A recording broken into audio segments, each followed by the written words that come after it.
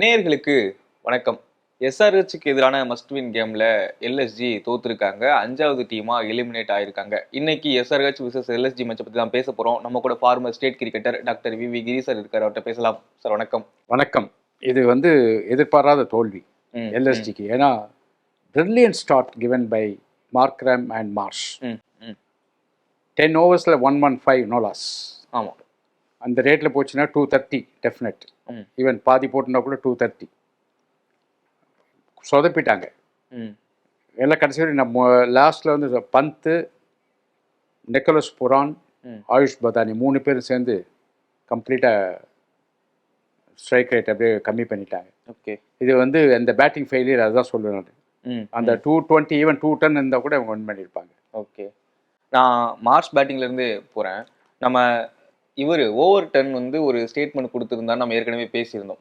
அவர் Australian phasor, England wicket அந்த மாதிரி ஆடி நம்ம பேட்டை கொஞ்சம் உயரமாக பிடிச்சிருப்போம். ஸோ ஷார்ட் பாலுக்கு அகேன்ஸ்டாக நம்ம நல்லா ஆடுவோம் அப்படின்ற மாதிரி மார்ஸ் அந்த இடத்துல நின்னார்.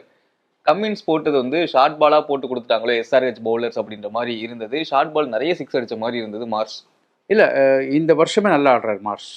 இந்த மேட்ச்னு இல்லை, இந்த வருஷம் செம்ம பேட்டிங் அவருக்கு. And at a very very high strike rate. So அதனால் கிரேட் ஃபார்மில் இருக்கார். அது ரொம்ப சொல்லணும். ஸோ அவர் எப்படியோ அட்ஜஸ்ட் பண்ணிக்கிறார். ஸ்பின்னர்ஸ் இருந்தாலும் அடிக்கிறாரு, ஃபாஸ்ட் பவுலர்ஸ் இருந்தாலும் அடிக்கிறாரு. அவர் டெஃபினட்டாக is in great form. And அது பெரிய ப்ளஸ் பாயிண்ட். ஏன்னா மார்ஷ் ஓப்பனிங் பேட்டிங் இந்த அளவுக்கு விளையாடுவார்ன்ட்டு எதிர்பார்க்கல யாரும். மார்க்ரம் தான் ஓப்பனிங் செஞ்சுருந்தாங்க. மார்ஷ் ஓப்பனிங் அனுப்புகிறாங்களானே டவுட்ஃபுல்லாக இருந்தது. அதுக்கப்புறம் மார்ஷ் செம்ம கேம் ஆடி இந்த வருஷம் ரொம்ப ரொம்ப very lucky. LSG very lucky that Marsh in great form. And அவர் மார்க்ரமும் formidable opening partnership. And with Nicholas Pooran number 3 and Miller. அதாவது இப்போ எலிமினேட்டட் இவங்க எல்எஸ்ஜி எலிமினேட்டட். ஆனால் ரொம்ப ரொம்ப கஷ்டமாக இருக்குது. ஏன்னா இந்த மாதிரி ஒரு பேட்டிங் லைனை வச்சுட்டு தே ஆர் நாட் இந்த ஃபர்ஸ்ட் ஃப்ளோர். ஓகே, ரொம்ப கஷ்டமாக இருக்குது. Markram, Marsh, Pooran, Miller, Pant, Badoni, வேற என்ன வேணும்? இல்லை, இந்த சீசன் அவங்க தோத்தது பவுலிங் யூனிட் வச்சு தான் அப்படின்னு நினைக்கிறேன். அதுதான் கரெக்டு.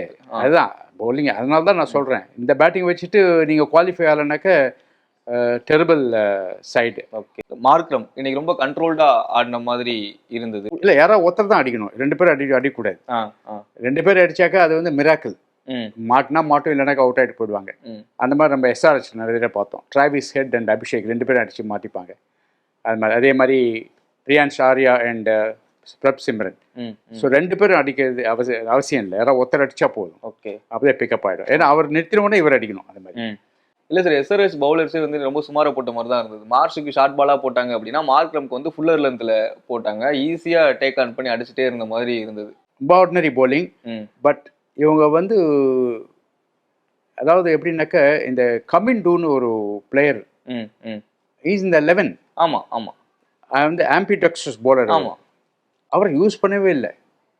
அது I thought it was a பைத்தியக்கார்த்தனம். ஏன்னா அவர் லெஃப்டா ரைட் ஹேண்ட் பேட்ஸ்மேன் இருந்தாக்க லெஃப்டில் போடுவார், ரைட் ஹேண்ட் பேட்ஸ்மேன் தான் ரைட்டில் போடுவார். And he bowls very well. சும்மா நானும் போடுறேன்னு மாதிரி இல்லை, நல்லா கரெக்டாக போடுவார். ஆனால் அவர் யூஸே பண்ணலை. வேறு யாரோ. அண்டு நம்ம ஹர்ஷல் பட்டேல் ரொம்ப ரொம்ப ஆர்டினரியாக போட்டார் இன்னைக்கு. ரொம்ப ஆர்டினரியாக போட்டார். ஃபுல் டாஸ் நோ பால் மாற்றி மாற்றி போட்டார். ஸோ மொத்தத்தில் poor bowling by Sunrisers. But அவங்க பேட்ஸ்மேன் மேனேஜ் பண்ணிட்டாங்க. ஓகே, அதில் ஈஷன் மலிங்க ரொம்ப நல்லா போட்டார் சார். கிட்டத்தட்ட ரொம்ப நல்லா வேரி பண்ண மாதிரி இருந்ததுன்னா பிச்சு 2 பேஸ் பிச் ஆகிடுச்சு. பேட்டிங் பண்ணுறதுக்கு ரொம்ப ரொம்ப கஷ்டமா அப்படின்ற இடத்துல ஸ்லோ பால்ஸ் போட்டு ரொம்ப ரொம்ப டீசெண்டாக போட்டார் ஈஷன் மலிங்கா. 4 ஓவர் போட்டார், 28 ரன், 2 விக்கெட் எடுத்தார். ஆமாம், மல்லிகா இன்னைக்கு பெட்டராக போட்டார். கரெக்ட், நீங்கள் சொல்றது கரெக்டு. நீங்கள் அந்த ஒரு catch outstanding catch. Caught and bowled, பந்தோட காட்டன் போல்ட் அவுட்ஸ்டாண்டிங். பட் இல்லைனா கூட பந்த் அடுத்த ஓவரில் அவுட் ஆயிருப்பார். பட் இருந்தாலும் அவர் பிரமாதமாக போட்டு அந்த கேட்ச் எடுத்தார். பந்த் எதுக்கு பூரானுக்கு முன்னாடி வராது தெரியல. அது அங்கே தான் ஃபெயிலியர் ஆரம்பம் இவங்க பேட்டிங்கில். அவர் இருக்கிற ஃபார்மில் எப்படி பூரானுக்கு முன்னாடி வர முடியும் அவர் பேட்டிங்? இல்லை, கொஞ்சம் அதிகமாக பால்ஸ் எடுக்கலாம் அப்படின்னு. அதெல்லாம் என்ன யூஸ்? அவர் தான் கண் தெரியல, காது ஒன்றுமே இல்லையே. இஸ் டோட்டல் வெஜிடபிள் மாதிரி விளையாண்டுருக்காரு. இல்லை, இன்னைக்கு அவுட் ஆனது அன்லக்கியோ அப்படின்ற மாதிரி. அன்லக்கி எப்படி? அது கேட்ச் நீங்கள் கேட்ச் கொடுத்தங்க, அவர் கேட்ச் பிரில்லியண்ட்டாக பிடிச்சாரு, அது அன்லக்கியா? நீங்கள் கேட்ச் கொடுத்து விட்டாக்க லக்கி, பிடிச்சாக்க அன்லக்கியா? எப்படி சொல்கிறது நீங்கள்? அதெல்லாம் கிடையாது. நிச்சயமாக வந்து அவர் is not in the game. Aakash Chopra சொல்றாரு, ரிஷப் பந்த் ரொம்ப டிஸ்டர்ப்டா தெரியுறாரு, ரொம்ப ஃப்ரஸ்ட்ரேட்டடா தெரியுறாரு. இந்த ஒரு கேப்டன் வந்து அவங்க டீம் எதிர்பார்த்தது இப்படி ஒரு நிலைமையில இருக்கிற கேப்டனை கிடையாது அப்படின்றாரு. கண்டிப்பா it is one man failure. Side நல்லா இருக்கு, ஓனர் வந்து அவ்வளோ உள்ள இருக்காரு. பட் சைடு அஃப்கோர்ஸ் போலிங்ல வந்து அவங்க இன்ஜுரி ஆயிடுது. ஏன்னா அந்த மோசின் கான் ஒரு போலர் இருந்தாலே கதையை வேற மாதிரி இருந்திருக்கும். அது நிறைய இன்ஜுரி, 3 இன்ஜுரிஸ் இருந்தது. அது ஒன்று. பிஷ்னாய் ரொம்ப ஹாரிபிள் போலிங் இந்த வருஷம். அண்ட் டெஃபினட்டாக வந்து பேட்டிங், இந்த மாதிரி பேட்டிங் லைனப் மற்ற டீமில் இருந்தாக்கா, மற்ற கேப்டனாக இருந்தாக்கா எங்கோ எடுத்துகிட்டு போயிருப்பார் டீம்.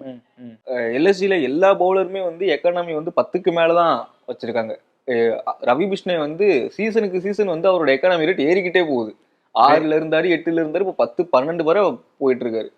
அதான் முதலே சொன்னேன் சார், அவர் வந்து இஸ் எ ப்ரெடிக்டபிள் போலர். அதாவது இ போல்ஸ் கூகுளி, அண்ட் கூகுளி தான் போடுறாரு, வேறு எதுவும் கிடையாது. அந்த மாதிரி இருந்தாக்க வச்சு செஞ்சுருவாங்க இந்த லெவலில். ஏன்னா சாதாரண தமிழ்நாடு லெவல்லையே செமாடி அடிப்பாங்க, டிஎன்பிஎல்லே பாருங்கள் செமாடி அடிப்பாங்க. இதெல்லாம் கேட்கவே வேணாம்.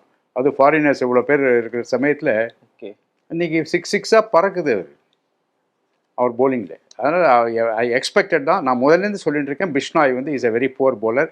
அவர் இந்தியன் டீமில் எடுத்தது வந்து கிரிமினல். அதுவும் வருண் சக்கரவர்த்தியை ட்ராப் பண்ணிட்டு பிஷ்னாய் 11ல் இன்க்ளூட் பண்ணுறாங்க. இது டெரிபிள். அது எஸ்ஆர்ஹெச் பவுலிங், ஈசன் மலிங்கா பற்றி பேசிட்டோம்.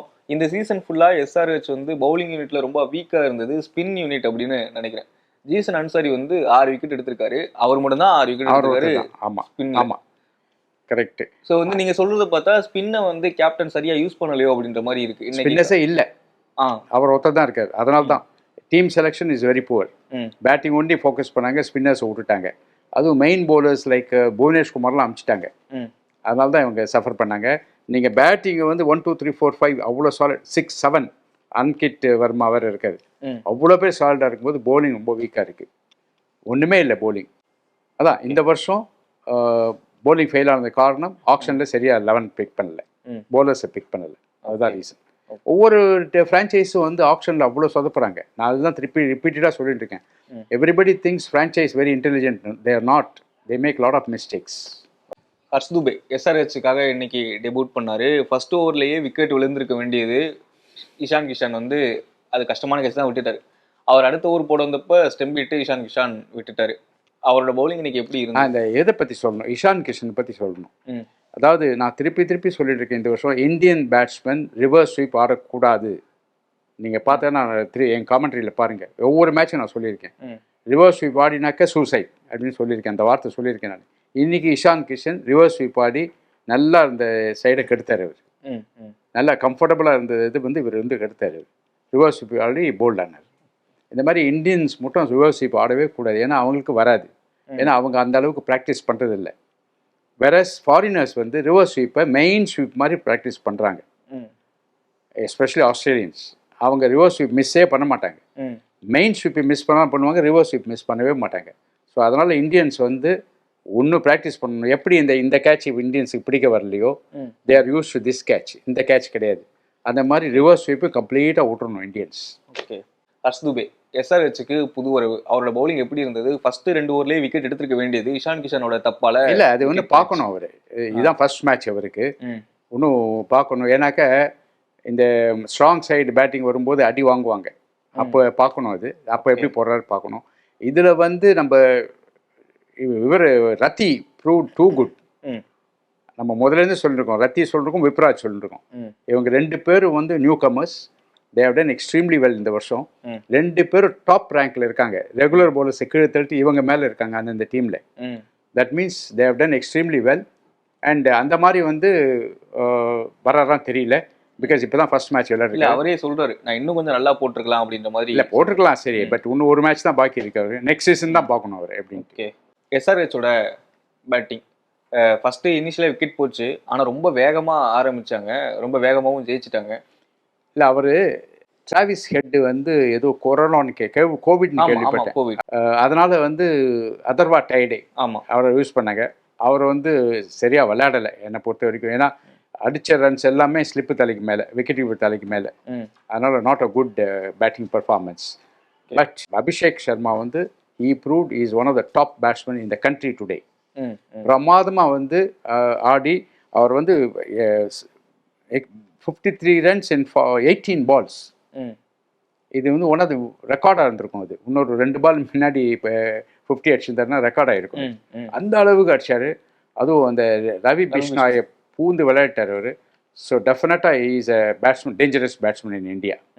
எல்எஸ்ஜியில் புது பவுலர் வில்லியம் ஓரூருக்கு வந்தார். அவருடைய பவுலிங் எப்படி இருந்தது? எனக்கு மோர்னே மோர்களை பார்த்த மாதிரி இருந்தது. இல்லை, is a very good bowler. Is a very good bowler. இவங்க சரியாக யூட்டிலைஸ் பண்ணலை. ஏன்னா அவரை வந்து விக்கெட் எடுக்க அட்டாக் பண்ணோம். இங்கே தான் வந்து கேப்டன்சி ப்ராப்ளம் வந்தது. எப்படின்னாக்க சார் ஃபாஸ்டா போடுறாரு, அபிஷேக் சர்மா வேகமா அடிக்கிறாரு. இவ்வளவு வேகமா போடுற பவுலரை வந்து அந்த மாதிரி ஒரு பேட்ஸ்மேனுக்கு அகேன்ஸ்டா போடும்போது ரன் இன்னும் அதிகமாக தானே போகும். 6-4 தானே வரும். ஆமாம் ஆமாம் ஆமாம், அதெல்லாம் போகும். அக்ரீடு. பட் அவர் வந்து wicket taking bowler. Because he has got beautiful bounce off the wicket. Okay, Abhishek Sharma வந்து எல்லாத்தையும் அடிப்பார். ஆனால் அதில் வந்து சான்சி இன்னிங்ஸ் அது. அது எல்லா பாலும் வந்து 6 போகும்னு சொல்ல முடியாது. சில பால் மாட்டிப்பார் அது. அதனால் அது chance. But among the bowlers நம்ம என்ன பார்க்கணுன்னாக்க, யாருக்கு லைன் அண்ட் லெங்க் நல்லா இருக்குது. அந்த லைன் அண்ட் லெங்க் வந்து ஹர்ஷல் பட்டேல் மாதிரி ஒரு பவுலரு ரொம்ப மட்டமாக போட்டாங்க இன்னைக்கு. அதனால தான் நான் சொல்கிறேன். ஸோ இவரை ஒழுங்காக ஓவருக்கு நின்று ஒழுங்காக யூஸ் பண்ணியிருக்கணும். ஏன்னா எப்போ விக்கெட் வேணுமோ அவரை கொண்டு வந்தேன். ரெண்டாவது 200 டார்கெட் இஸ் வெரி லோ இல்லையா? 220 வர வேண்டியது வரல. ஓகே, 205 தான் வந்தது இல்லையா? நான் என்ன சொல்கிறேன், 205 வந்து ஒரு அவங்க 100 சாலிடாக போயின்னு இருக்காங்க. எஸ்ஆர்ஹெச் செம்ம பேட்டிங் ஆடின்னு இருக்காங்க. அந்த சமயத்தில் நீங்கள் விக்கெட்டுக்கு போயிருக்கணும். ஏன்னா நீங்கள் யூஆர் ட்ரைங் டு டிஃபெண்ட். அது நடக்காத காரியம். ஏன்னா டிஃபெண்ட் இந்த மாதிரி அவங்க கிட்ட டார்கெட் வர வர வர நிறைய 9 விக்கெட் வர வச்சுருக்காங்க. அந்த மாதிரி சமயத்தில் நீங்கள் விக்கெட் எடுக்க போயிருக்கணும். விக்கெட் எடுத்து ஒரு 2-3 பேட்ஸ்மேன் தூக்கிட்டேன். இப்போ கிளாஸன் ஏர்லியர் அவுட் ஆயிருந்தாருனாக்க எஸ்ஆர்எஸ் பெரிய ட்ரபிள் ஆகிருக்கும். அந்த கிளாஸன் அவனை அடிக்க விட்டாங்க. அவருக்கு கண்ணாப்புனா ஃபீட் பண்ணாங்க. அவரும் பிரமாதமாக ஆடி 45-46 ரன்ஸ் இன் நோ டைம். அதனால் ஈஸியாக அடிச்சு முடிச்சிட்டார் அவர். 47 runs in 28 balls. That's a very good knock, Klaasen. And of course, other batsmen like இவர் வந்து அபிஷேக் வந்து செம்மாடி அடிச்சு பிரில்லியன்ட் ஸ்டார்ட் கொடுத்துட்டார். அப்புறம் கிளாசன் வந்து கண்டினியூ பண்ணார். பின்னாடி வேறு ஆள் இருக்காங்க, நிதிஷ் ரெட்டி. இவங்க என்ன பண்ணிருக்கணும், விக்கெட்டை எடுத்துருக்கணும். That is only way to stop SRH from winning. அதை அதுக்கு வந்து ஒரே பவுலர் வந்து ஓரூக்கே தான். ஏன்னா because of his height and because of his international experience and accuracy. So அவரை தான் யூஸ் பண்ணியிருக்கணும் ஒழிய மற்றபடி இட்ஸ் அ மிஸ்டேக். எல்எஸ்டியில் வந்து ஆவேஷ் கான்லாம் mediocre bowler, not match winning bowler. So ஓருக்கு வந்து புதுசாக எடுத்துருக்காங்க, அவரை ட்ரை பண்ணியிருக்கணும். அவரை அடிச்சு விக்கெட் எடுத்துருக்கணும். அதுதான் பண்ணணும். எனக்கு எல்எஸ்சியிலே வந்து இன்றைக்கே வந்து அந்த 200 போயிருக்குமா அப்படின்லாம் தெரியல. ஏன்னா வழக்கம் போல் டாப் ஆர்டர் 3 பேர் வந்து ஓவர்சீஸ் பிளேயர் ரொம்ப நல்லா செட் பண்ணி கொடுத்துட்டு போனாங்க. மிடில் ஓவர் டோட்டலாக சொதப்புனாங்க. லாஸ்ட்ல நிக்கோலஸ் பூரன் வந்து நிதிஷ்குமார் ரெட்டி போட்டதுனால ஒரு 19 ரன் அடிச்ச மாதிரி அடிச்சாரு. அது கூட போதாது. இல்ல அது கூட போயிருக்காது. ஆமா, ஏன்னா நான் சொல்றேன் 115 for no loss in 10 overs. ஆமா, நீங்க இன்னொரு 10 overs 115 வச்சா கூட 230 வருது. 108 இருந்தது. அடுத்த 10 ஓவர்ல 97 for 7. அதுதான் நான் சொல்றேன். நான் என்ன சொல்றேன்னாக்க நிக்கோலஸ் பூரான் உள்பட சரியா விளையாடலன்றேன் நான். ஏன்னா நிக்கோலஸ் பூரான் வந்து பிக்கப் பண்ணார், நிறைய ஷார்ட் அடிச்சார், நிறைய 6 எல்லாம் அடிச்சார். ஆமா ஆமா. பட் இருந்தாலும் அவர் வந்து அவரோட ஸ்ட்ரைக் ரேட் 220-30 அந்த மாதிரி 28 ரன் அடிச்சிருந்தாரு. ஆமா, அதனால வந்து அவர் வந்து ஸ்லோ தான் கம்பேரிட்டிவ்லி. அண்ட் பந்த் அந்த ஆர்டர் நம்பர் 3 போயிடக்கூடாது. அந்த இடத்துல நிக்கோலஸ் பூரான் அப்படியே கண்டினியூ பண்ணியிருக்கணும். ஓகே, கண்டினியூ பண்ணிட்டாக்க போலர்ஸ் வளவழுத்து போயிருப்பாங்க. அப்படிதான் நம்ம டிமாரலைஸ் த போலர்ஸ். அதுவும் இப்போ ஹர்ஷல் பட்டேலுக்கு வந்து எங்கே போடுறதுனே தெரியல. அந்த மாதிரி ஒரு சுச்சுவேஷன் வந்துட்டு செஸ்டை ஃபுல் டாஸ்லாம் போட ஆரம்பிச்சிட்டாரு அவர், நோபால். ஸோ அந்த மாதிரி டிமாரலைஸ் பண்ணிட்டீங்கன்னா போலரை, ஓகே, தென் அவருக்கு வந்து ஒரு போலர் கட் ஆகிடும். அப்போ நீ அடுத்த போலர் தேடிட்டு ஓடணும் கேப்டன். ஸோ அந்த மாதிரி பண்ணியிருக்கணும். ஓகே சார், ஓவராலாக இன்னைக்கு மேட்ச் ஓவராலாக வந்து நான் எல்எஸ்ஜி வின் பண்ணணும்னு எதிர்பார்த்தேன். Because stronger batting line up அப்படின்ட்டு. ஆனால் ரொம்ப சொதப்பிட்டாங்க LSG. I am disappointed. With LSC performance. Okay. And there out of இது நல்ல வேலை பிளே ஆஃபுக்கு போகல. பிளே ஆஃப் போனால் இன்னும் கேவலமாக உதப்பட்டிருப்பாங்க. Okay, it's good that they are eliminated. Okay, okay sir, மீண்டும் சந்திக்கலாம்.